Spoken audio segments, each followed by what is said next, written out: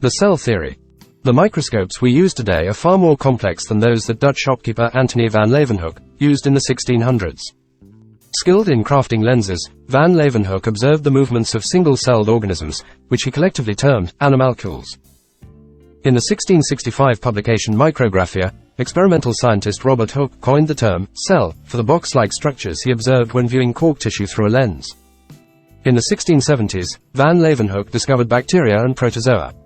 Later advances in lenses, microscope construction, and staining techniques enabled other scientists to see some components inside cells. By the late 1830s, botanist Matthias Schleiden and zoologist Theodor Schwann were studying tissues and proposed the unified cell theory, which states that one or more cells comprise all living things. The cell is the basic unit of life, and new cells arise from existing cells. Rudolf Virchow later made important contributions to this theory. Career connection. Let's explore how this content ties in with a career. Cytotechnologist. Have you ever heard of a medical test called a pap smear? In this test, a doctor takes a small sample of cells from the patient's uterine cervix and sends it to a medical lab where a cytotechnologist stains the cells and examines them for any changes that could indicate cervical cancer or a microbial infection. Cytotechnologists, cyto, means cell, are professionals who study cells via microscopic examinations and other laboratory tests. They are trained to determine which cellular changes are within normal limits and which are abnormal. Their focus is not limited to cervical cells. They study cellular specimens that come from all organs. When they notice abnormalities, they consult a pathologist, a medical doctor who interprets and diagnoses changes that disease in body tissue and fluids cause. Cytotechnologists play a vital role in saving people's lives. When doctors discover abnormalities early, a patient's treatment can begin sooner, which usually increases the chances of a successful outcome. Let's move on now to learning about prokaryotic cells. Prokaryotic cells. Learning objectives. By the end of this section, you will be able to do the following. Name examples of prokaryotic and eukaryotic organisms. Compare and contrast prokaryotic and eukaryotic cells. Describe the relative sizes of different cells. And explain why cells must be small. Cells fall into one of two broad categories, prokaryotic and eukaryotic. We classify only the predominantly single-celled organisms, bacteria and archaea, as prokaryotes. Pro means before, kary means nucleus. Animal cells, plants, fungi, and protists are all eukaryotes. Components of prokaryotic cells. All cells share four common components. 1. A plasma membrane, an outer covering that separates the cell's interior from its surrounding environment. 2. Cytoplasm, consisting of a jelly-like cytosol within the cell in which there are other cellular components. 3. DNA, the cell's genetic material. And 4. Ribosomes, which synthesize proteins. However, prokaryotes differ from eukaryotic cells in several ways. A prokaryote is a simple, mostly single-celled, meaning unicellular, organism that lacks a nucleus, or any other membrane-bound organelle. We will shortly come to see that this is significantly different in eukaryotes. Prokaryotic DNA is in the cell's central part, the nucleoid, see Figure 4.5. Figure 4.5. This figure shows the generalized structure of a prokaryotic cell. All prokaryotes have chromosomal DNA localized in a nucleoid, ribosomes, a cell membrane, and a cell wall. The other structures shown are present in some, but not all, bacteria. Most prokaryotes have a peptidoglycan cell wall and many have a polysaccharide capsule, see Figure 4.5. The cell wall acts as an extra layer of protection, helps the cell maintain its shape, and prevents dehydration. The capsule enables the cell to attach to surfaces in its environment. Some prokaryotes have flagella, pili, or fimbriae. Flagella are used for locomotion. Pili exchange genetic material during conjugation, the process by which one bacterium transfers genetic material to another through direct contact. Bacteria use fimbriae to attach to a host cell. Career connection. Let's explore how this content ties in with a career. Microbiologist. The most effective action anyone can take to prevent the spread of contagious illnesses is to wash their hands. Why? Because microbes, which are organisms so tiny that they can only be seen with microscopes, are ubiquitous. They live on doorknobs, money, your hands, and many other surfaces. If someone sneezes into his hand and touches a doorknob, and afterwards you touch the same doorknob, the microbes from the sneezer's mucus are now on your hands. Let's now discuss cell size. At 0.1 to 5.0 micrometers in diameter, prokaryotic cells are significantly smaller than eukaryotic cells, which have diameters ranging from 10 to 100 micrometers, see Figure 4.6. The prokaryote's small size allows ions and organic molecules that enter them to quickly diffuse to other parts of the cell. Similarly, any wastes produced within a prokaryotic cell can quickly diffuse. This is not the case in eukaryotic cells, which have developed different structural adaptations to enhance intracellular transport. Figure 4.6. This figure shows relative sizes of microbes on a logarithmic scale. Recall that each unit of increase in a logarithmic scale represents a 10-fold increase in the quantity measured. Small size, in general, is necessary for all cells, whether prokaryotic or eukaryotic. Let's examine why that is so. First, we'll consider the area and volume of a typical cell. Not all cells are spherical in shape, but most tend to approximate a sphere. You may remember from your high school geometry course that the formula for the surface area of a sphere is 4 times pi time r squared, while the formula for its volume is 4 times pi time r cubed all divided by 3. Thus, as the radius of a cell increases, its surface area increases as the square of its radius, but its volume increases as the cube of its radius, much more rapidly. Therefore, as a cell increases in size, its surface area to volume ratio decreases. This same principle would apply if the cell had a cube shape. See figure 4.7. If the cell grows too large, the plasma membrane will not have sufficient surface area to support the rate of diffusion required for the increased volume. In other words, as a cell grows, it becomes less efficient. One way to become more efficient is to divide. Other ways are to increase surface area by foldings of the cell membrane, become flat or thin and elongated, or develop organelles that perform specific tasks. These adaptations lead to developing more sophisticated cells, which we call eukaryotic cells. Figure 4.7. Notice that as a cell increases in size, its surface area to volume ratio decreases. When there is insufficient surface area to support a cell's increasing volume, a cell will either divide or die. The cube-like cell on the left has a volume of 1 mm cubed and a surface area of 6 mm squared, with a surface area to volume ratio of 6 to 1.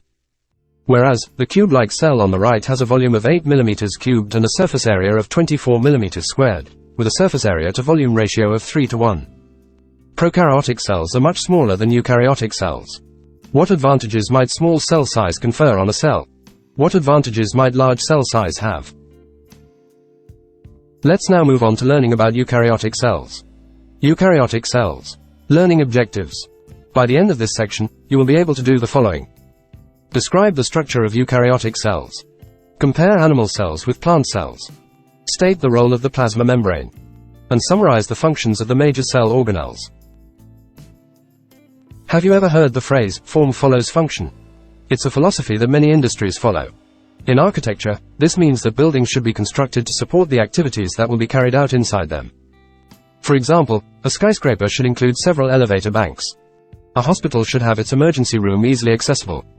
Our natural world also utilizes the principle of form following function, especially in cell biology, and this will become clear as we explore eukaryotic cells. See figure 4.8.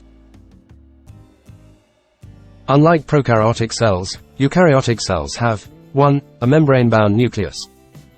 2. Numerous membrane-bound organelles such as the endoplasmic reticulum, Golgi apparatus, chloroplasts, mitochondria, and others. And 3. Several, rod-shaped chromosomes. Because a membrane surrounds eukaryotic cells' nucleus, it has true nucleus. The word organelle means little organ, and, as we already mentioned, organelles have specialized cellular functions, just as your body's organs have specialized functions. At this point, it should be clear to you that eukaryotic cells have a more complex structure than prokaryotic cells. Organelles allow different functions to be compartmentalized in different areas of the cell. Before turning to organelles, let's first examine two important components of the cell, the plasma membrane and the cytoplasm. Visual connection. Figure 4.8. These figures show the major organelles and other cell components of a typical animal cell and a typical eukaryotic plant cell. The plant cell has a cell wall, chloroplasts, plastids, and a central vacuole, which are structures we do not find in animal cells. Many cells do not have lysosomes or centrosomes. If the nucleolus were not able to carry out its function, what other cellular organelles would be affected?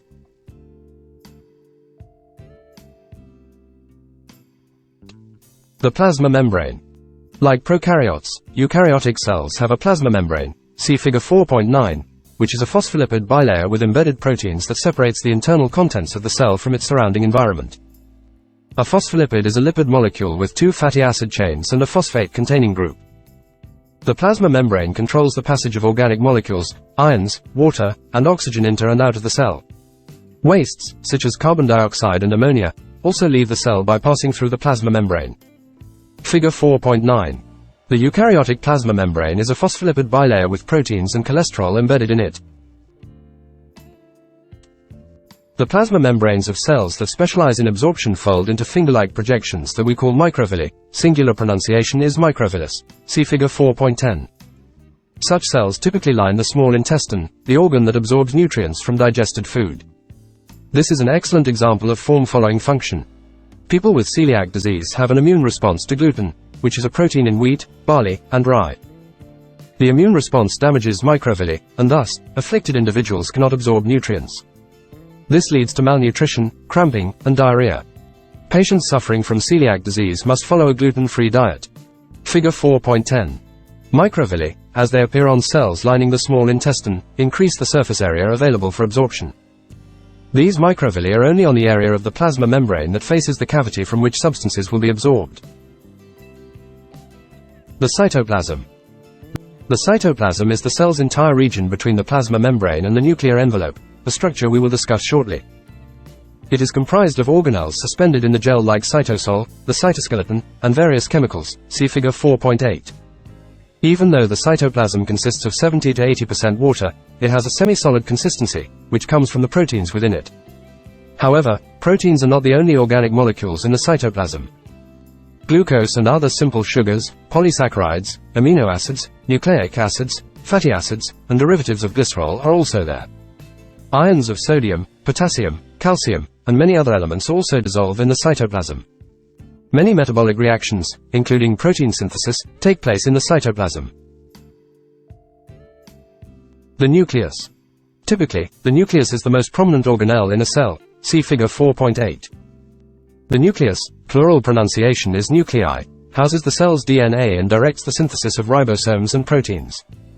Let's look at it in more detail. See Figure 4.11. Figure 4.11. The nucleus stores chromatin, which is DNA plus proteins, in a gel-like substance called the nucleoplasm. The nucleolus is a condensed chromatin region where ribosome synthesis occurs. We call the nucleus boundary the nuclear envelope. It consists of two phospholipid bilayers, an outer and an inner membrane. The nuclear membrane is continuous with the endoplasmic reticulum. Nuclear pores allow substances to enter and exit the nucleus. The nuclear envelope. The nuclear envelope is a double membrane structure that constitutes the nucleus' outermost portion. See Figure 4.11. Both the nuclear envelope's inner and outer membranes are phospholipid bilayers. The nuclear envelope is punctuated with pores that control the passage of ions, molecules, and RNA between the nucleoplasm and cytoplasm. The nucleoplasm is the semi-solid fluid inside the nucleus, where we find the chromatin and the nucleolus.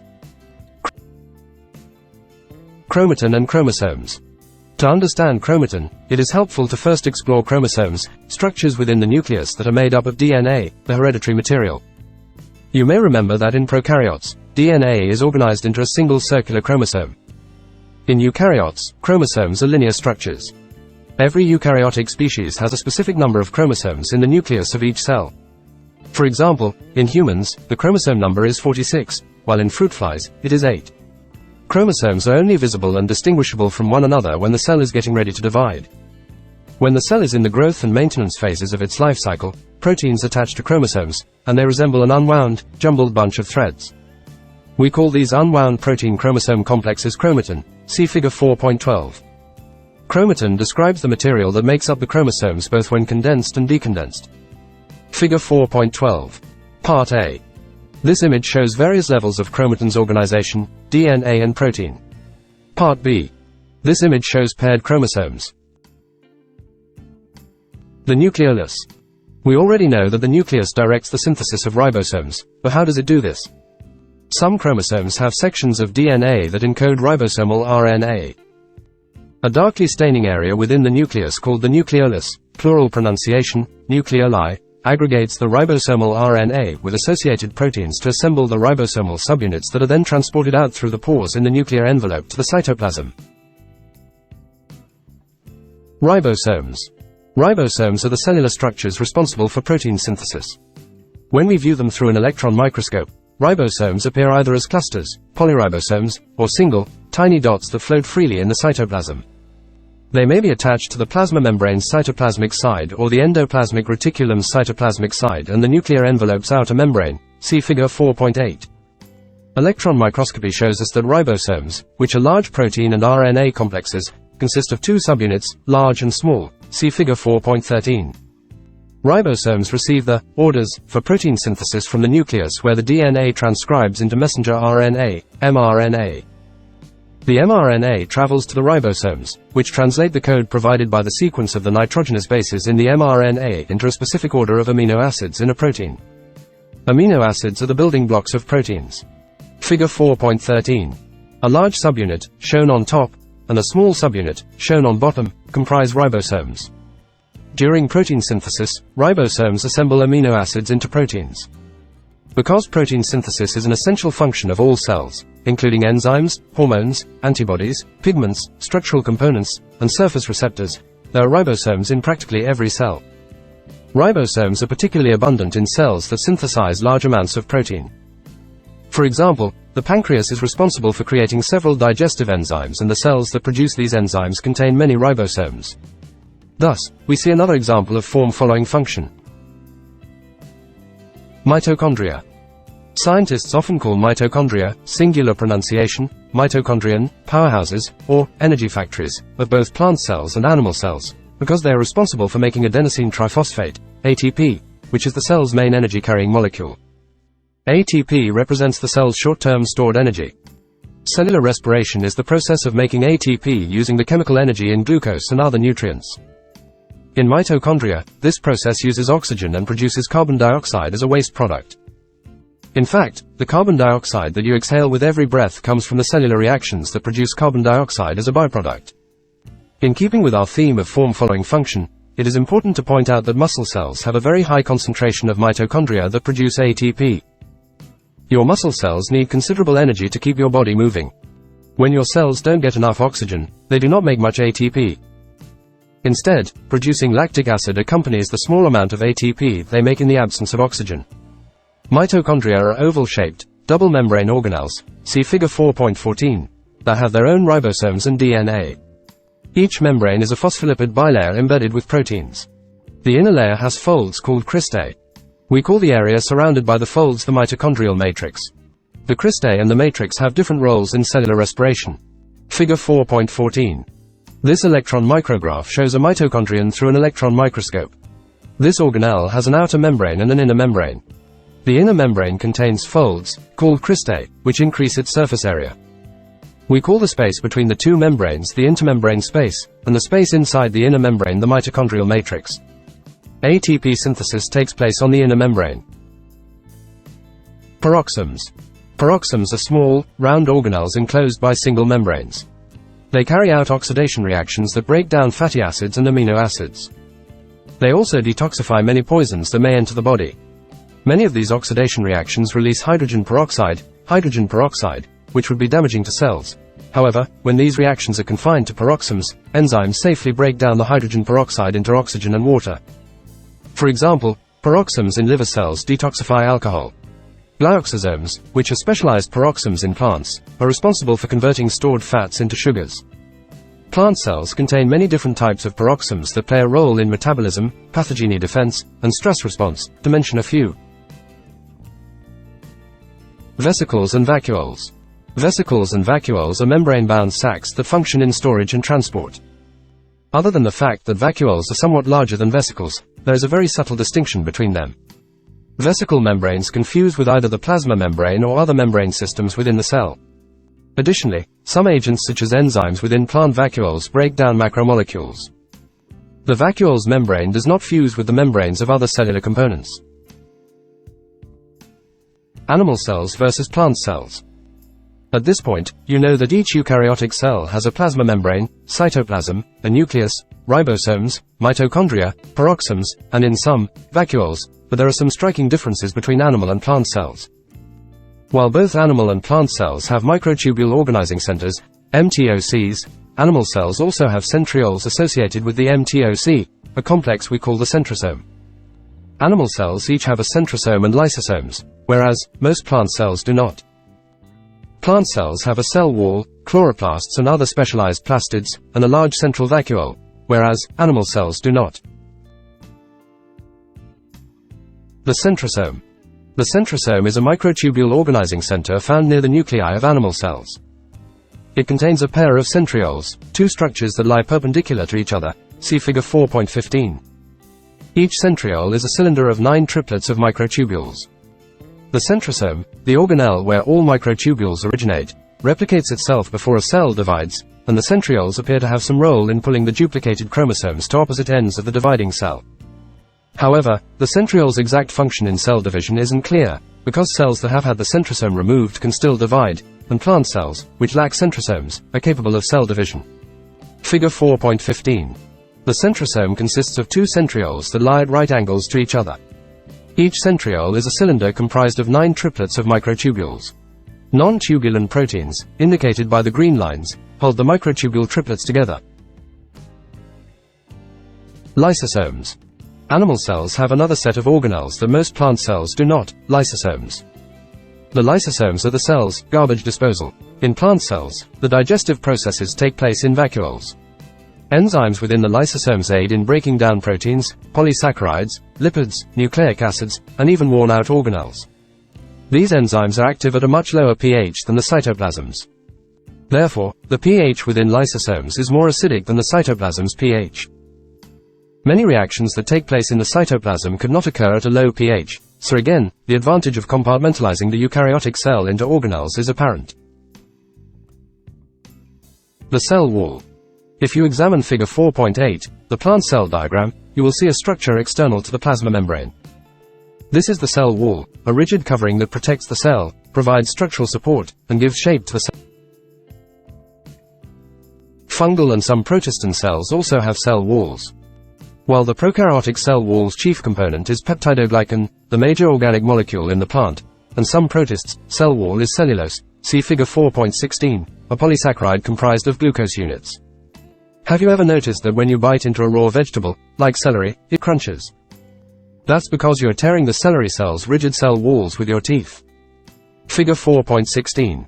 Cellulose is a long chain of beta-glucose molecules connected by a 1-to-4 linkage.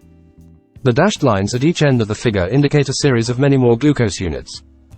The size of the page makes it impossible to portray an entire cellulose molecule. Chloroplasts. Like the mitochondria, chloroplasts have their own DNA and ribosomes, but chloroplasts have an entirely different function. Chloroplasts are plant cell organelles that carry out photosynthesis. Photosynthesis is the series of reactions that use carbon dioxide, water, and light energy to make glucose and oxygen. This is a major difference between plants and animals. Plants, autotrophs, are able to make their own food, like sugars used in cellular respiration to provide ATP energy generated in the plant mitochondria. Animals, heterotrophs, must ingest their food. Like mitochondria, chloroplasts have outer and inner membranes, but within the space enclosed by chloroplast's inner membrane is a set of interconnected and stacked fluid-filled membrane sacs we call thylakoids, see figure 4.17. Each thylakoid stack is a granum, plural pronunciation, grana. We call the fluid enclosed by the inner membrane that surrounds the grana the stroma.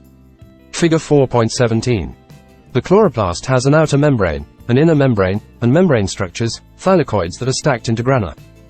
We call the space inside the thylakoid membranes the thylakoid space. The light harvesting reactions take place in the thylakoid membranes, and sugar synthesis takes place in the fluid inside the inner membrane, which we call the stroma. Chloroplasts also have their own genome, which is contained on a single circular chromosome. Evolution connection. Endosymbiosis. We have mentioned that both mitochondria and chloroplasts contain DNA and ribosomes. Have you wondered why? Strong evidence points to endosymbiosis as the explanation. Symbiosis is a relationship in which organisms from two separate species depend on each other for their survival. Endosymbiosis, endo, means within, is a mutually beneficial relationship in which one organism lives inside the other. Endosymbiotic relationships abound in nature. We have already mentioned that microbes that produce vitamin K live inside the human gut. This relationship is beneficial for us because we are unable to synthesize vitamin K. It is also beneficial for the microbes because they are protected from other organisms and from drying out, and they receive abundant food from the environment of the large intestine. Scientists have long noticed that bacteria, mitochondria, and chloroplasts are similar in size. We also know that bacteria have DNA and ribosomes, just like mitochondria and chloroplasts. Scientists believe that host cells and bacteria formed an endosymbiotic relationship when the host cells ingested both aerobic and autotrophic bacteria, cyanobacteria, but did not destroy them. Through many millions of years of evolution, these ingested bacteria became more specialized in their functions, with the aerobic bacteria becoming mitochondria and the autotrophic bacteria becoming chloroplasts. The central vacuole. Previously, we mentioned vacuoles as essential components of plant cells. If you look at figure 4.8b, you will see that plant cells each have a large central vacuole that occupies most of the cell's area. The central vacuole plays a key role in regulating the cell's concentration of water in changing environmental conditions. Have you ever noticed that if you forget to water a plant for a few days, it wilts? That's because as the water concentration in the soil becomes lower than the water concentration in the plant, water moves out of the central vacuoles and cytoplasm. As the central vacuole shrinks, it leaves the cell wall unsupported. This loss of support to the plant's cell walls results in the wilted appearance.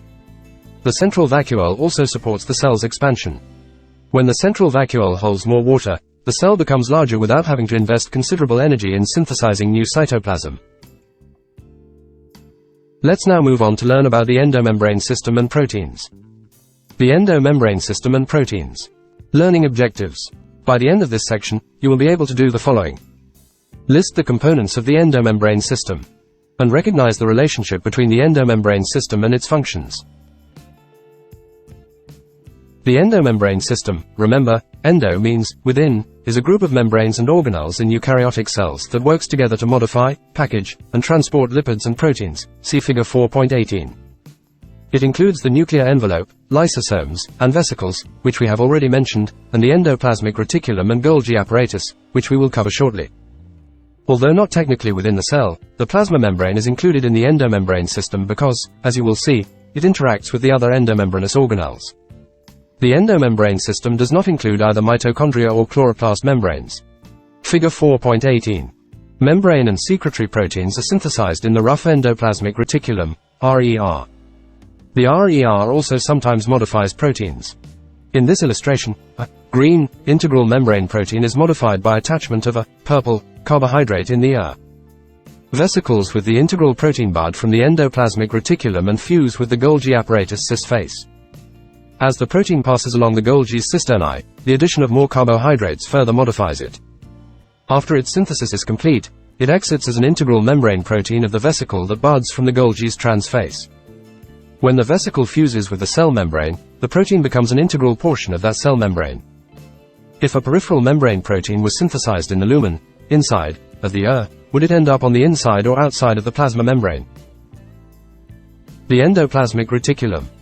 The endoplasmic reticulum, see figure 4.18, is a series of interconnected membranous sacs and tubules that collectively modifies proteins and synthesizes lipids. However, these two functions take place in separate areas of the endoplasmic reticulum, the rough endoplasmic reticulum and the smooth endoplasmic reticulum, respectively. We call the endoplasmic reticulum tubule's hollow portion the lumen or cisternal space. The endoplasmic reticulum's membrane, which is a phospholipid bilayer embedded with proteins, is continuous with the nuclear envelope. Rough endoplasmic reticulum. Scientists have named the rough endoplasmic reticulum, RER, as such because the ribosomes attached to its cytoplasmic surface give it a studded appearance when viewing it through an electron microscope, see figure 4.19. Figure 4.19. This transmission electron micrograph shows the rough endoplasmic reticulum and other organelles in a pancreatic cell. Ribosomes transfer their newly synthesized proteins into the rough endoplasmic reticulum's lumen where they undergo structural modifications, such as folding or acquiring side chains. These modified proteins incorporate into cellular membranes, the endoplasmic reticulum or the endoplasmic reticulum's or other organelles' membranes. The proteins can also secrete from the cell, such as protein hormones, enzymes. The rough endoplasmic reticulum also makes phospholipids for cellular membranes. If the phospholipids or modified proteins are not destined to stay in the rough endoplasmic reticulum, they will reach their destinations via transport vesicles that bud from the rough endoplasmic reticulum's membrane, see figure 4.18. Since the rough endoplasmic reticulum is engaged in modifying proteins, such as enzymes, for example, that secrete from the cell, you would be correct in assuming that the rough endoplasmic reticulum is abundant in cells that secrete proteins. This is the case with liver cells. Smooth endoplasmic reticulum. The smooth endoplasmic reticulum, SER, is continuous with the rough endoplasmic reticulum, but has few or no ribosomes on its cytoplasmic surface, figure 4.18. Smooth endoplasmic reticulum functions include synthesis of carbohydrates, lipids, and steroid hormones, detoxification of medications and poisons, and storing calcium ions. In muscle cells, a specialized smooth endoplasmic reticulum, the sarcoplasmic reticulum, is responsible for storing calcium ions that are needed to trigger the muscle cell's coordinated contractions. Link to learning. You can watch an excellent animation of the endomembrane system here. At the end of the animation, there is a short self-assessment. I highly recommend giving it a go. Career connection. Cardiologist. Heart disease is the leading cause of death in the United States. This is primarily due to our sedentary lifestyle and our high trans fat diets. Heart failure is just one of many disabling heart conditions. Heart failure does not mean that the heart has stopped working. Rather, it means that the heart can't pump with sufficient force to transport oxygenated blood to all the vital organs. Left untreated, heart failure can lead to kidney failure and other organ failure. Cardiac muscle tissue comprises the heart's wall. Heart failure occurs when cardiac muscle cells' endoplasmic reticula do not function properly. As a result, an insufficient number of calcium ions are available to trigger a sufficient contractile force. Cardiologists, cardi, means heart. Ologist, means one who studies, are doctors who specialize in treating heart diseases, including heart failure. Cardiologists can diagnose heart failure via a physical examination, results from an electrocardiogram, ECG, a test that measures the heart's electrical activity, a chest X-ray to see whether the heart is enlarged, and other tests. If the cardiologist diagnoses heart failure, they will typically prescribe appropriate medications and recommend a reduced table salt intake and a supervised exercise program. The Golgi apparatus. We have already mentioned that vesicles can bud from the endoplasmic reticulum and transport their contents elsewhere, but where do the vesicles go? Before reaching their final destination, the lipids or proteins within the transport vesicles still need sorting, packaging, and tagging so that they end up in the right place. Sorting, tagging, packaging, and distributing lipids and proteins takes place in the Golgi apparatus, also called the Golgi body, a series of flattened membranous sacs, see figure 4.20. Figure 4.20. The Golgi apparatus in this white blood cell is visible as a stack of semicircular, flattened rings in the lower portion of the image. You can see several vesicles near the Golgi apparatus. The side of the Golgi apparatus that is closer to the endoplasmic reticulum is called the cis face. The opposite side is the trans face. The transport vesicles that formed from the endoplasmic reticulum travel to the cis face, fuse with it, and empty their contents into the Golgi apparatus lumen. As the proteins and lipids travel through the Golgi, they undergo further modifications that allow them to be sorted. The most frequent modification is adding short sugar molecule chains. These newly modified proteins and lipids then tag with phosphate groups or other small molecules in order to travel to their proper destinations. Finally, the modified and tagged proteins are packaged into secretory vesicles that bud from the Golgi's trans face. While some of these vesicles deposit their contents into other cell parts where they will be used, other secretory vesicles fuse with the plasma membrane and release their contents outside the cell. In another example of form-following function, cells that engage in a great deal of secretory activity, such as salivary gland cells that secrete digestive enzymes or immune system cells that secrete antibodies, have an abundance of Golgi. In plant cells, the Golgi apparatus has the additional role of synthesizing polysaccharides, some of which are incorporated into the cell wall and some of which other cell parts use. Career connection. Geneticist. Many diseases arise from genetic mutations that prevent synthesizing critical proteins. One such disease is low disease, or oculocerebrorenal syndrome, because it affects the eyes, brain, and kidneys. In low disease, there is a deficiency in an enzyme localized to the Golgi apparatus. Children with low disease are born with cataracts, typically develop kidney disease after the first year of life, and may have intellectual disabilities. A mutation on the X chromosome causes low disease. The X chromosome is one of the two human sex chromosomes, as these chromosomes determine a person's sex. Females possess two X chromosomes while males possess one X and one Y chromosome. In females, the genes on only one of the two X chromosomes are expressed.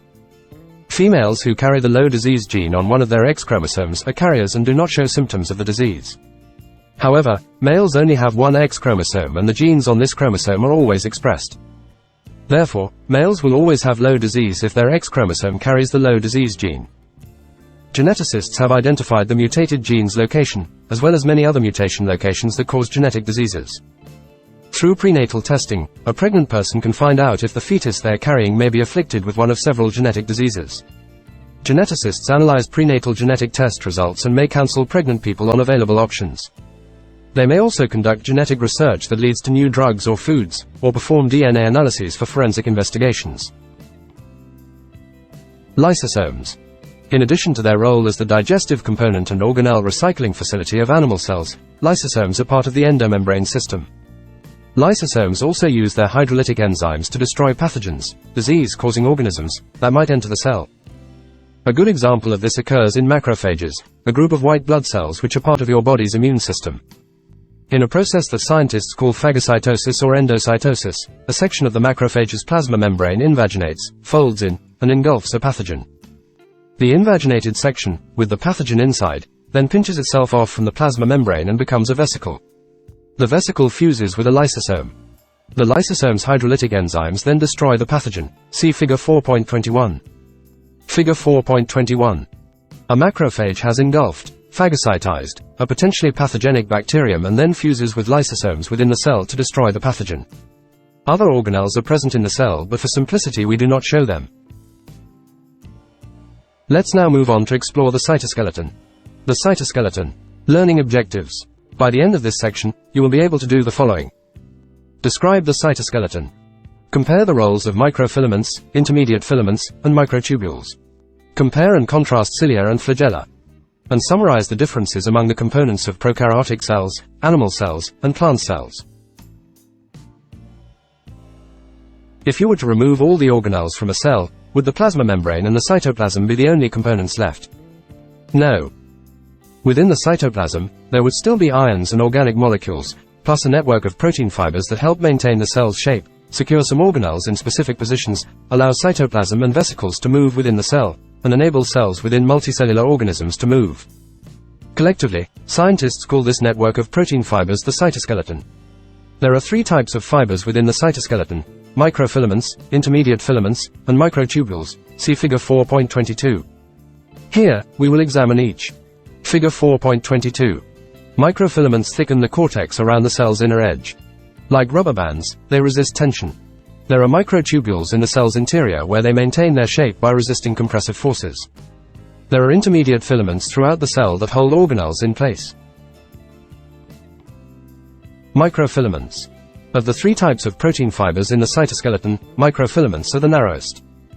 They function in cellular movement, have a diameter of about 7 nanometers, and are comprised of two globular protein intertwined strands, which we call actin. See Figure 4.23. For this reason, we also call microfilaments actin filaments. Figure 4.23. A diagram of two intertwined actin strands comprise microfilaments. ATP powers actin to assemble its filamentous form, which serves as a track for the movement of a motor protein we call myosin. This enables actin to engage in cellular events requiring motion, such as cell division in eukaryotic cells and cytoplasmic streaming, which is the cell's cytoplasm's circular movement in plant cells. Actin and myosin are plentiful in muscle cells. When your actin and myosin filaments slide past each other, your muscles contract. Microfilaments also provide some rigidity and shape to the cell. They can depolymerize, disassemble, and reform quickly, thus enabling a cell to change its shape and move. White blood cells, your body's infection-fighting cells, make good use of this ability. They can move to an infection site and phagocytize the pathogen. Link to learning. To see an example of a white blood cell in action, watch a short time-lapse video of the cell capturing two bacteria. It engulfs one and then moves on to the other. Intermediate filaments. Several strands of fibrous proteins that are wound together comprise intermediate filaments. See Figure 4.24. Cytoskeleton elements get their name from the fact that their diameter, 8 to 10 nanometers, is between those of microfilaments and microtubules. Figure 4.24. Diagram showing that intermediate filaments consist of several intertwined strands of fibrous proteins. Intermediate filaments have no role in cell movement. Their function is purely structural. They bear tension, thus maintaining the cell's shape, and anchor the nucleus and other organelles in place. Figure 4.22 shows how intermediate filaments create a supportive scaffolding inside the cell. The intermediate filaments are the most diverse group of cytoskeletal elements. Several fibrous protein types are in the intermediate filaments. You are probably most familiar with keratin, the fibrous protein that strengthens your hair, nails, and the skin's epidermis. Microtubules. As their name implies, microtubules are small hollow tubes. Polymerized dimers of alpha-tubulin and beta-tubulin, two globular proteins, comprise the microtubule's walls, see figure 4.25. With a diameter of about 25 nanometers, microtubules are cytoskeleton's widest components. They help the cell resist compression, provide a track along which vesicles move through the cell, and pull replicated chromosomes to opposite ends of a dividing cell. Like microfilaments, microtubules can disassemble and reform quickly. Figure 4.25. Microtubules are hollow. Their walls consist of 13 polymerized dimers of alpha-tubulin and beta-tubulin, right image. The left image shows the tube's molecular structure. Microtubules are also the structural elements of flagella, cilia, and centrioles, the latter are the centrosome's two perpendicular bodies. In animal cells, the centrosome is the microtubule organizing center. In eukaryotic cells, flagella and cilia are quite different structurally from their counterparts in prokaryotes, as we discussed below. Flagella and cilia. The flagella, singular pronunciation, flagellum, are long, hair-like structures that extend from the plasma membrane and enable an entire cell to move, for example, sperm, euglena, and some prokaryotes. When present, the cell has just one flagellum or a few flagella. However, when cilia, singular pronunciation, cilium, are present, many of them extend along the plasma membrane's entire surface. They are short, hair-like structures that move entire cells, such as paramecia, or substances along the cell's outer surface, for example, the cilia of cells lining the fallopian tubes that move the ovum toward the uterus. Or cilia lining the cells of the respiratory tract that trap particulate matter and move it toward your nostrils. Despite their differences in length and number, flagella and cilia share a common structural arrangement of microtubules called the 9+2 array. This is an appropriate name because a single flagellum or cilium is made of a ring of 9 microtubule doublets. Surrounding a single microtubule doublet in the center, see figure 4.26. Figure 4.26. This transmission electron micrograph of two flagella shows the microtubule's 9+2 array, 9 microtubule doublets surround a single microtubule doublet. You have now completed a broad survey of prokaryotic and eukaryotic cell components. For a summary of cellular components in prokaryotic and eukaryotic cells, see Table 4.1. Look within this Biology 2E text or at the slide deck PowerPoint in Canvas to view Table 4.1.